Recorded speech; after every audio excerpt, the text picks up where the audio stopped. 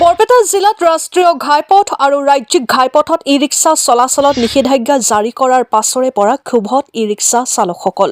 নিষেধাজ্ঞাৰ বিৰুদ্ধে বিগত এটা মাহ ধৰি প্ৰতিবাদ অব্যাহত ৰাখিছে ই-ৰিক্সা চালকসকলে। ই-ৰিক্সা চলাচল বন্ধ হৈ পৰাত বহু চালকৰ পৰিয়ালত নামিছে আৰ্থিক সংকট। আনকি ইয়াৰ প্ৰভাৱ পৰিছে ছাত্ৰ-ছাত্ৰীৰ শিক্ষাৰ ক্ষেত্ৰতো। নিষেধাজ্ঞা প্ৰত্যাহাৰৰ দাবীত বৰপেটা পৰিবহণ বিভাগৰ বিৰুদ্ধে সৰব হৈ পৰিছে ই-ৰিক্সা চালকসকল।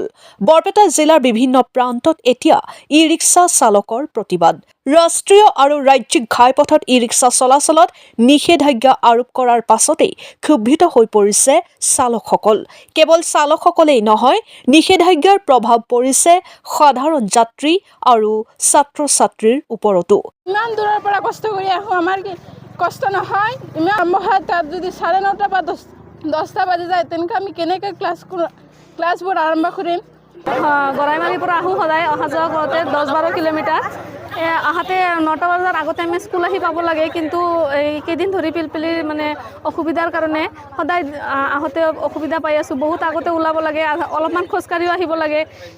ক'ৰবাত তাৰমানে পিলপিলিবিলাক নাহে, আমি খোজকাঢ়ি এনেকৈ বহুত। বিশেষকৈ দূৰৱৰ্তী অঞ্চলৰ পৰা বিদ্যালয় মহাবিদ্যালয়লৈ অহা যোৱা কৰা বহু শিক্ষাৰ্থীয়ে যাতায়াতৰ সমস্যাৰ সন্মুখীন হোৱাৰ অভিযোগ উত্থাপিত হৈছে। ইফালে বৰপেটা পৰিবহণ বিভাগৰ নিষেধাজ্ঞা প্ৰত্যাহাৰৰ দাবীত ধাৰাবাহিক প্ৰতিবাদৰ কাৰ্যসূচী গ্ৰহণ কৰিছে ই-ৰিক্সা চালকসকলে। ই-ৰিক্সা চালকসকলৰ জীৱিকাৰ কথা আৰু সাধাৰণ যাতায়াতৰ সমস্যাৰ কথা বিবেচনা কৰি বৰপেটা পৰিবহণ বিভাগে কি সিদ্ধান্ত গ্ৰহণ কৰে সেয়া হ'ব লক্ষণীয়। তৰফৰ পৰা কৈছোঁ, জিলা আয়ুক্ত মহোদয়ক অনুৰোধ কৰিছোঁ যে যাতে আমাৰ এই উত্তৰ অঞ্চলৰ পৰা জাৰাবাৰী, পুতলাটাৰী, খান্দাৰপুৰ, পাকাবিতবাৰী, কেওটপাৰা অঞ্চলৰ পৰা যিবিলাক পিলপিলি চলাই আছে, গতিকে আমাৰ ল'ৰা ছোৱালী কলেজত যে খুব অসুবিধা হৈছে। মই বৰপেটা মাননীয় আয়ুক্ত মহোদয়ক বিশেষভাৱে মই অনুৰোধ কৰিছোঁ যাতে আমাৰ এইখিনি পিলপিলি চলাৰ কাৰণে অলপ সুবিধা কৰি দিয়ে। কাৰণ যদি সুবিধা কৰি নিদিয়ে, তেতিয়াহ'লে আমাৰ ল'ৰা ছোৱালীৰ ভৱিষ্যত পথ অন্ধকাৰ হৈ যাব। কাৰণ আজি ইয়াৰ পৰা 8-10 কিলোমিটাৰ দূৰৰ পৰা বৰপেটা কলেজত যাব লগা হয়।